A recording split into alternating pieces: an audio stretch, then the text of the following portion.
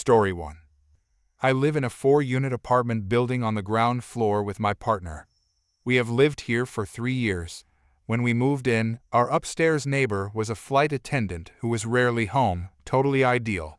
She moved out, and the new tenants could be loud at times, but never much and never late. They moved out after a year. Our story begins with their replacements. A couple roughly our ages, late 20s/early 30s, moved in. The first few days were pretty loud, but we assumed they wanted to get everything in soon, even if it meant doing so late at night, getting set up, etc. A couple of weeks passed, but the noises never really stopped. Slamming doors at 11 p.m., having loud screaming fights, etc. My partner is possibly the world's heaviest sleeper. I have a hard time waking him up for anything. He was also lucky enough to travel for work at this time, so he didn't deal with most of it. When he was home, though, it woke him up. Roughly 15 days after moving in, they wake us up at midnight fighting. It quiets down, and we go back to sleep. Then we get woken up at 4 a.m. to more fighting. My partner goes up and knocks on the door. He gives a gentle, "Hey guys, sorry to come up, but we have work in the morning and can't be getting woken up like this." The guy apologizes. The girl has the glassy-eyed stare of someone drinking or taking something, and the whole time her partner is apologizing, she is slurring that her partner is a jerk. My partner comes back downstairs. An hour later, one of the loud couples calls the cops. They ask for our statements, if we heard anything, what we heard, and that's that. They quiet down for maybe a week. Then the nightly fight starts, waking us up at midnight, 2, 4, sometimes multiple times a night. So not wanting to be too over the top, we write a note. The general gist being, "Hey, the noise ordinance is 10 p.m. to 7 a.m. You've woken us up quite a few times slamming doors or having fights. We'd appreciate it if you keep it down during these hours. We don't want to have to involve the landlord, but we do need to sleep." Tape it up on the door and leave it. 2 days later, we received a 2-page return note from the girl. Highlights include, "Fine, I'll leave my garbage not in a cabinet. I sure hope my dog doesn't eat something and die, and we can hear you sneeze and go to the bathroom. Should we threaten to call the landlord too?" And quite a few references about their rights in their apartment. I was really angry, but almost wanted to hear the reaction of my landlord for being told we sneezed and used the bathroom. Still, my partner went upstairs and tried to clear the air and explain that we definitely don't care what they do. But it's not okay to wake us up during noise ordinance hours. But both times he went up when they were home. They refused to answer? Fine. So I started keeping a log. Simple. November 4th, 2017 loud fighting, every time they woke us up. In 2 weeks, we were woken up 10 times, sometimes twice a night. My partner even recorded it on his phone, and boy, it is loud. We emailed it to the landlord and asked if he could please remind them of the noise ordinance because we need to be able to sleep. He did so, and it was okay for a couple of weeks, and then it started again. We started responding. If they woke us up, we would knock on the ceiling. It would quiet down. Once, we got really annoyed and played Baby Shark on our phone at full blast pointed at the ceiling for like 30 seconds. Then one night, when my partner was out of town for work, they woke me up at 2 a.m. fighting. I knocked on the ceiling, they moved it to the living room, and I tried to sleep. About an hour later, they were back fighting in the bedroom. I knocked, and she stomped back as hard as she could about 10 times and screamed at me for being a witch. Well then, they kept screaming at each other, throwing things, and setting off their car alarms. I had enough. I called the police and reported a domestic disturbance. The police came, talked to me, went upstairs, slammed on their door, and shouted, "Police, open up," and that's all I knew until I left for work around 6 a.m. I went out to get in my car and found a cell phone and cigarette rolling supplies in the parking lot behind my car. I picked them up and moved them to the grass petty, I know, and went to work. It was still there when I got home. I ignored it. A little while later, there was a knock at my door. I wasn't going to open it, but heard a tiny dog, so I knew it was my good neighbor in the other upstairs unit. I let her in, and she asked what happened. I told her I called the cops. She said she was close to doing the same, and no one had been home there all day. She heard one of them being read their Miranda rights. Oh. I grabbed the stuff from outside and put it outside their door because I didn't want to leave a phone out overnight. Over the next few days, we learned the girlfriend had been put in court-ordered rehab. Apparently, she had clawed the heck out of the guy, among other things. That weekend, they moved their stuff out. Her one day, him the next day. I wasn't trying to get anyone kicked out, but man, being able to sleep is surely nice. Story 2. I teach, and have been doing so for the past 13 years. Most parents are just fine. They care for and love their children and treat me and my colleagues with respect.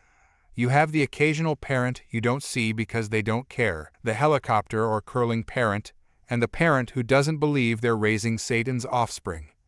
The latter is the one I had the misfortune to deal with for 2 fluffing years. I was a mentor to 20 kids in their first 2 years of secondary school. It has its ups and downs, with the biggest up being that you knew every fiber of every kid and 2 years of relative hell if you had kids who were a nightmare. A kid started secondary school with me as a mentor. He started out all right. There were some minor things that were normal for teenagers trying to fit in. It all started after the Christmas holidays of that first year. Nothing special happened. It's like a switch just flipped inside this kid. Bullying classmates and other students, pushing around, being extremely disruptive in class, cursing at teachers, grabbing things to the point we suspected he stole things from teachers and students alike. But lack of security cameras was a problem. Mom and Dad were invited many times. The school counselor and my boss sat in on many of these conversations. The mother denied that her son did such things. We didn't get any further, but had no grounds to expel the son. Summer break came, and due to the fact that a lot of things went missing, cameras were set up. Classes started in year 2, and on the first day, he let me know he was there and had changed. For the worse, we had 5 calls with Mom in that first week alone. Mom was invited once more, and she was surprised that I was the only teacher complaining. Like, what the actual heck, lady? Did you not listen that multiple teachers complained through me, and that I told you multiple times what they said to you? No. She demanded that she got a call or email from the teachers herself if her son did do anything. And I quote, "But I highly doubt that since I know my son won't ever do the things you said." Fuming at this point, I said I would talk to my colleagues. Cue the malicious compliance. Mommy wanted a call or email from the teacher who saw her son saying things he shouldn't. You ask and we get it. The kid was being such in a hole by now he was well known throughout the school. So, in the next school-wide meeting, I told her demand. Some frowns here and there, but then I saw it. Eyes glistening, evil grins started to come along with the evil laughter of teachers. By this time, the kid had set a record in the digital student entry system. 20 entries a day from him alone. It all started the next day. The kid came onto the school property, walked up to a classmate, and started insulting him and his mother with cancer. 2 teachers heard and saw him do that, so 2 teachers sent an email to Mommy Dearest. 3 periods of lessons with a variety of terrible behavior. 3 emails were sent yet again. During the first break, the kid threw a bin through the canteen. 3 teachers and the custodian saw it. 4 emails about that. Then the custodian emailed again, telling that he refused to clean up after him and threw a chair before leaving. Another 5 periods for that day with 6 teachers. Science had 2 teachers, so you guessed it. 6 emails and 3 phone calls to Mommy Dearest. So, on average, Mommy got 15 emails a day from the teachers alone. I had the immense pleasure to call or email every day to give a recap. Every email was sent with a read notification, so every email Mommy had to click on that message every single time. After 2 weeks, Mom called, and the conversation went like this. Mom, yeah, I saw the emails. This is getting a bit much now. Me, is it? But the last time we spoke here at school, you demanded that every teacher and other worker at school would call and/or send you an email about the goings-on of kid. We are simply adhering to your request to be kept up to date, and that you hear from my colleagues personally. Mom, you can stop now. Me, unfortunately, we can't. Since Kid does all these things, it is our duty to keep parents up to date on what their child does at this school. Also, you requested it, and we don't want you to get upset by not knowing what is going on with Kid. Mom, this is getting out of hand. Me, is it? I don't think so. My colleagues even said they like it so much that you are such an involved parent and that you like to hear from them. Thank you for that. Bye now, click. This went on for another 8 weeks. Mom called or emailed a couple of times a week and got the same response from me and other teachers and personnel. It went like this until the kid screwed up on a big scale. While we were busy getting all kinds of help around the kid, he finally bombed every chance to stay at our school. The kid decided that shouting, cursing, insulting, and wishing the worst possible diseases upon my colleagues and me weren't enough anymore. When I wanted to talk to him yet again about his behavior, he picked up a chair and decided to hit me with it. In full view of the class, a colleague, and the cameras. The kid was tackled and pinned down by classmates. A colleague called the cops who have their lovely station across the street. Got the kids off Kid, and I managed to get away with no broken bones, but some big bruises. The school filed charges for me. The fun part is that I got to sit with Mommy Dearest and Dad, and even then, she tried to deny that her son would do such a thing. Until she and Dad got to see the footage. The look on their faces was priceless. I wish I had the permission to record it so that I could watch it time and again with a soda and some popcorn. The kid was expelled, got some hefty community service, and a fine normal here. He got a juvenile record as well. To answer a likely question, where was Dad in all this? Dad was apparently kept in the dark about what Kid did. The emails were sent to a shared email account, but since email on phones wasn't a thing back then, he never saw the emails as she hid them. Dad divorced Mom as apparently she had been spinning a lot of lies about a lot of things. The good part? Dad felt so sorry for what his son had done that he sent care packages for all personnel at the school. The best part? We didn't have to deal with the kid or Mom ever again. We got his brother though, and we continued the emails and calls with Dad to tell him what a wonderful kid this boy was. Ida, I'm getting a lot of criticism that I did nothing to help this kid. I left out what I did as this is malicious compliance. I talked with a school counselor, therapists, and even CPS. We had our suspicions about his behavior. I just had my degree for 3 years, and I know this sudden change is a huge red flag. CPS did an investigation and concluded no reason for further action. I still can't wrap my mind around the fact that the parents agreed to a visit from CPS, but not accept anything else, even though CPS suggested they talk with us about some tests and getting kids some help. We kept reporting to CPS and asking for their help. The only thing Mom kept saying was my son wouldn't do that. He isn't like that. Did she know something? Maybe. I talked with this kid, treated him fairly and honestly, tried to see what was going on. Referred him to people who he could turn to who, although they are mandated reporters, have a confidentiality clause meaning, I don't hear anything he doesn't want me to know. They went to talk to him. He just told them to EFF off. School administration had my back and helped where they could. I jumped through every hoop possible just to see how and if I could help him. So please, cut me some slack. I did what I could and still wonder if I could have done something more. Was it abuse? Could be. I hope not, but it's possible. Maybe some mental health issues that reared their head. Also a possibility. Did Mom know something if something happened? Who knows? Or was she just a mother who loves her child so much she is willing to overlook every wrongdoing of her son? I don't know. To get certain help, you need a paper trail, one part of which is that parents know about the issues. We may have gone far, but we didn't want Mom to say that we didn't contact her in any form. He was a good kid, he just did wrong things, and there was no stopping him. He had a mother who defended his every action. I just hope that he has a decent life now, a healthy life with happiness in it. Story 3. First, I will tell you about my crazy brother. Growing up, he was always the clown, doing voices and antics to keep everyone laughing. He was shameless in getting a good laugh from everybody. On top of that, he was always a tough guy and a fighter, But he always stuck up for the underdog and was never a bully. He was also built 6'4" and 220 pounds and had NFL tryouts as a tight end. Fast forward 40 years, decades of undercover drug work, and then bounty hunting. Some of the worst cases in the country have taken their toll. He is the middle-aged, grizzled, tough guy that has been beaten down but not defeated. We were both at my mother's place on the southeast coast, visiting, and had to go to the local Piggly Wiggly for supplies.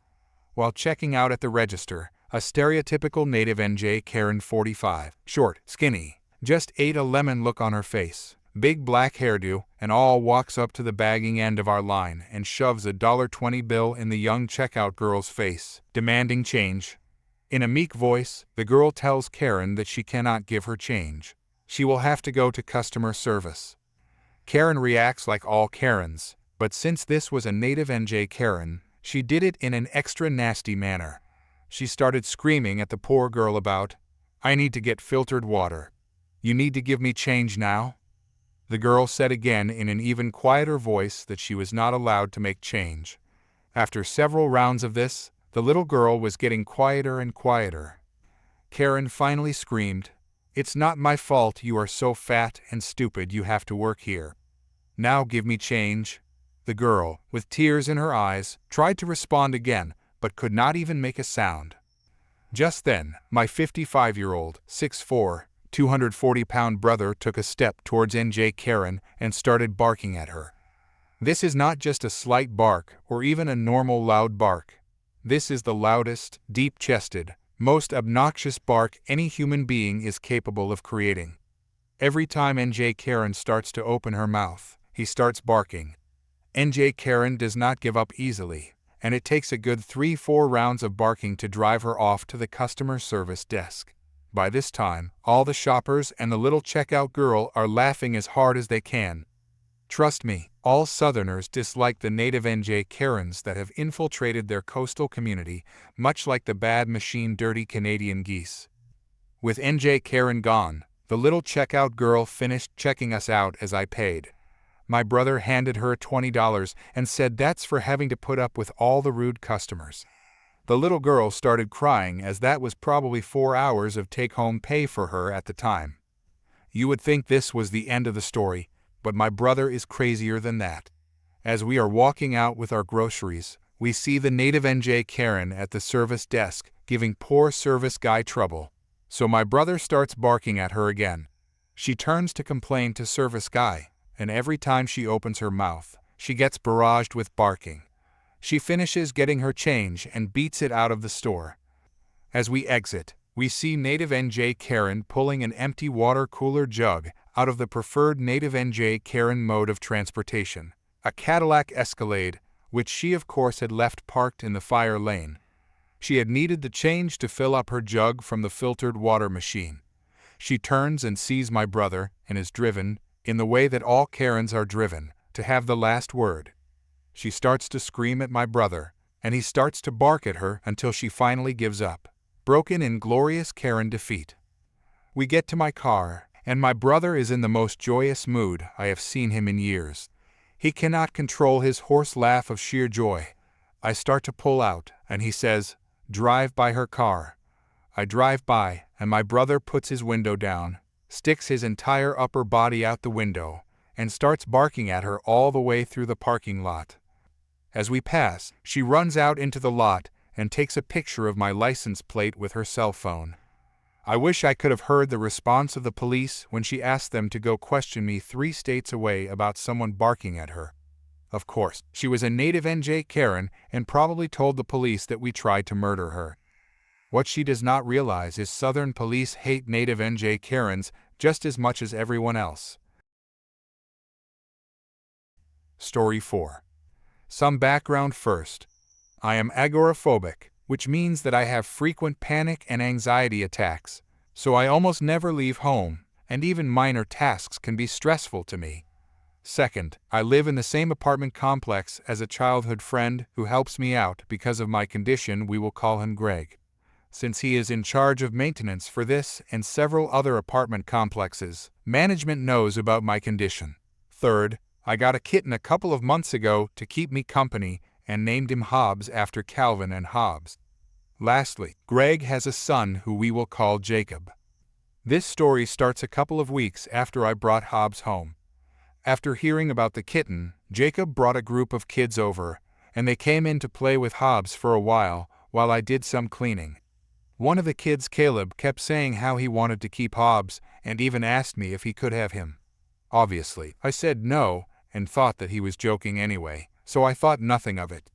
The problem is that Caleb started showing up at my door every single day to see Hobbs, knocking on my door repeatedly about 20 times a day. Greg has made Jacob aware of my condition, so he knows that a lot of the time I just don't have the energy to deal with a bunch of kids, and he was nice enough to pull Caleb away, for which I am very grateful. One day, I woke up to find my back door wide open, and I immediately started to panic. Hobbs was obviously gone, and this sent me into an anxiety attack. Eventually, I calmed down and hoped that he would come back on his own. Meanwhile, I had been trying to figure out who came into my apartment. At this point, Greg, who knows everyone in the neighborhood since he does maintenance, pointed out that the couple who lives behind me has a camera hooked up to their window watching their car, which happens to be right next to my back door. He asked them if they could check the footage, and after hearing the story, they happily obliged to help out. I was fairly certain it was Caleb, but didn't want to accuse a child with no evidence, and I'm glad I didn't because it wasn't Caleb who came into my apartment. It was his mother, the Karen of our story. She opened my back door, walked straight in, and came out moments later with my cat. The neighbors even checked the nights prior, and she had been checking my door every night for several days, probably longer, but recordings were automatically deleted after several days, so there's no saying how long she was doing this. I know a lot of people are going to tell me I should have immediately called the cops, but please try to understand.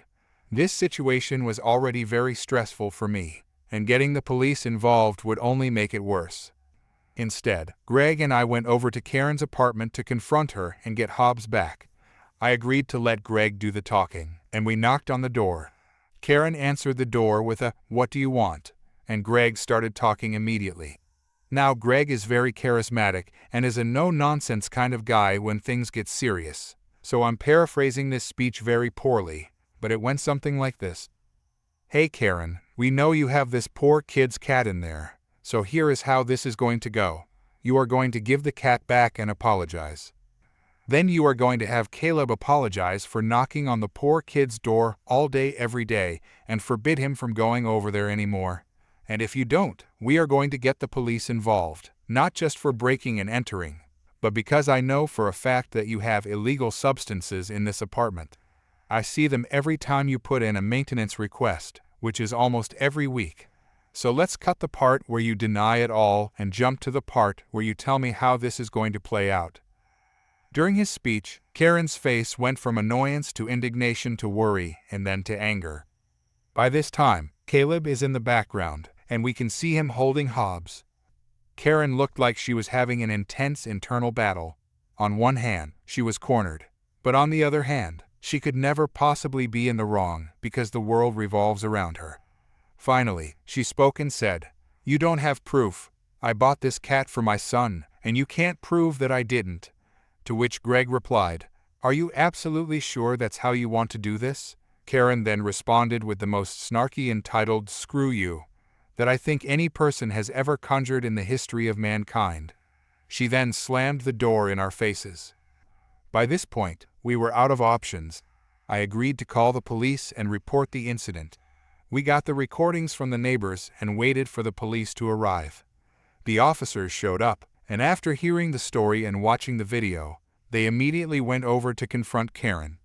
Even from a distance, I could see her mouth drop into a perfect comical O shape when she saw two police officers at her door. The officers explained to her that I was not pressing charges if she just gave the cat back. As regulars of this subreddit know though, you can always rely on a Karen to dig in her heels and double down on their bad decisions. I could not hear exactly what was said, but heard Karen getting louder and more enraged every time she spoke. Finally, she crossed the line and tried to shove one of the officers. Next thing we knew, she was face down on the concrete and was being told her rights. I doubt she heard any of it though, because she was screeching all the typical Karen lines like, "You can't do this to me," and "I know such and such, I'll have you fired." It was actually a pretty pathetic display to see from a grown woman. By now, Caleb was in tears, still holding my cat. He walked up to one of the officers, legs shaking, and handed him the cat. It almost broke my heart when he asked if they could let his mom go now. The officer was kind, but explained that his mother had assaulted a cop and was likely going to jail. So I did get Hobbs back, but for a week I felt awful about making Caleb see all that and probably scarring him for life. Fortunately, there is a happy ending here. Now, when Karen got arrested, Greg knew I wouldn't press charges, so she would likely only be charged for the assault. This is why he decided to inform management, and they pressed charges on my behalf for breaking and entering into one of their properties, as well as illegal substance trafficking out of another property. Long story short, she is in prison.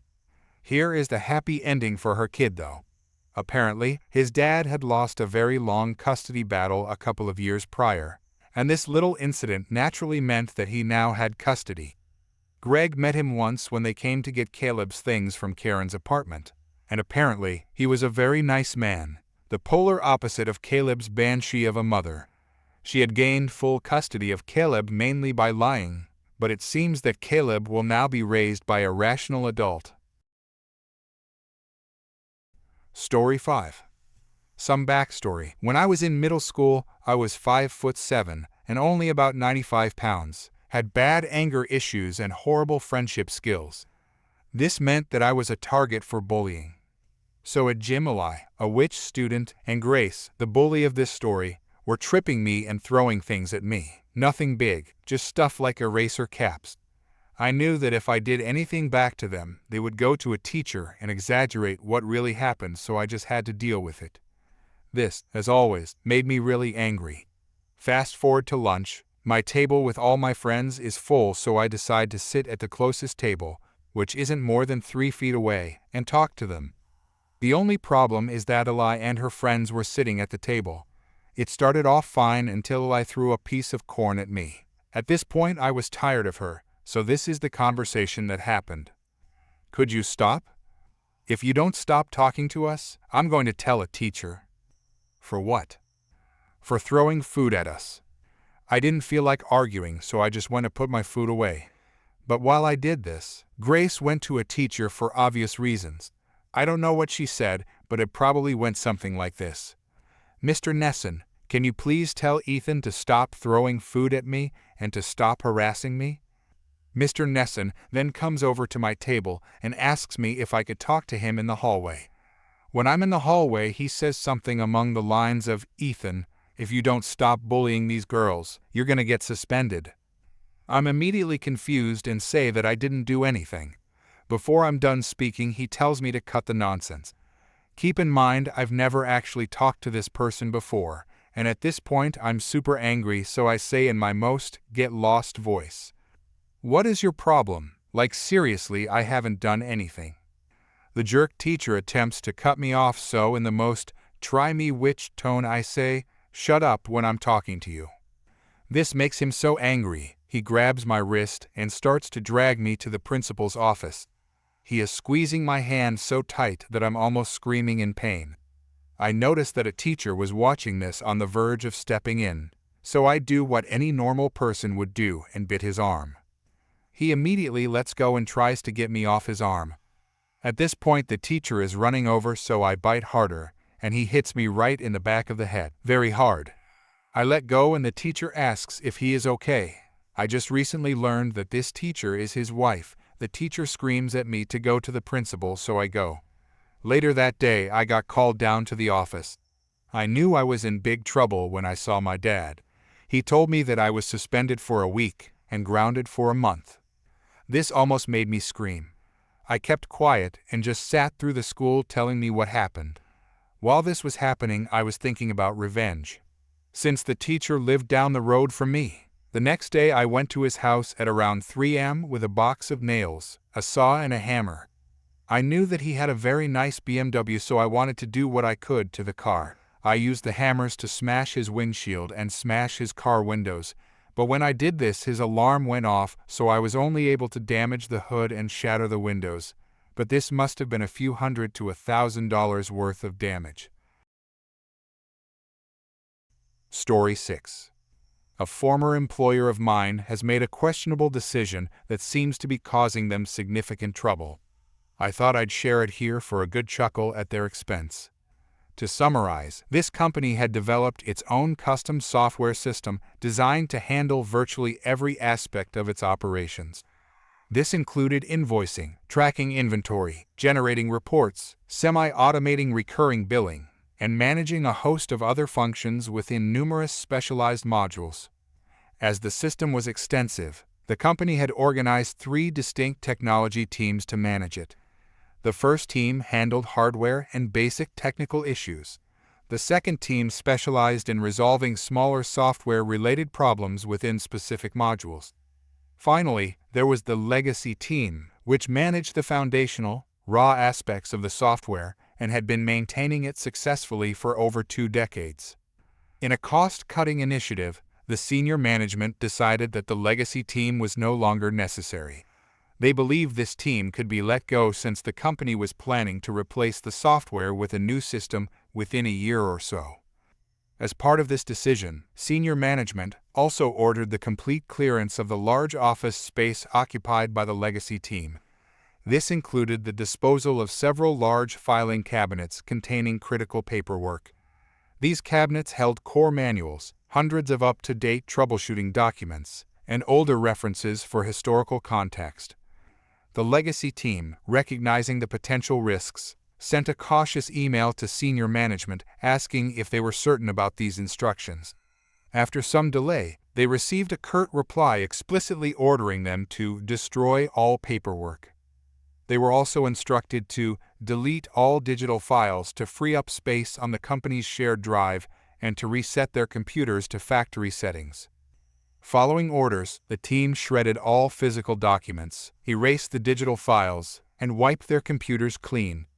With their tasks completed, the legacy team left the company to pursue better opportunities elsewhere.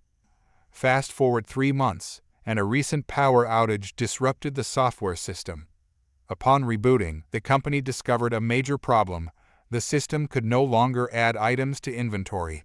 Since the system couldn't register stock, it was unable to generate invoices, as it requires available stock to process sales. Without invoices, the billing system couldn't function, creating a cascading failure in operations. As a result, the company has been forced to revert to manual processes. Employees are now using pen and paper, shared spreadsheet templates, and physical invoice records to track inventory and payments. They must manually type invoices into a template and cross-check payments against paper records, leading to overwhelming workloads and significant overtime. The company has reached out to the former legacy team for help, but the team has declined. Without the manuals and documentation they were ordered to destroy, they claim there's no way to fix the issue. Meanwhile, the new software system is still, at least a year away, from being ready for implementation. On the bright side, 2 senior managers now have a spacious office to share and enjoy.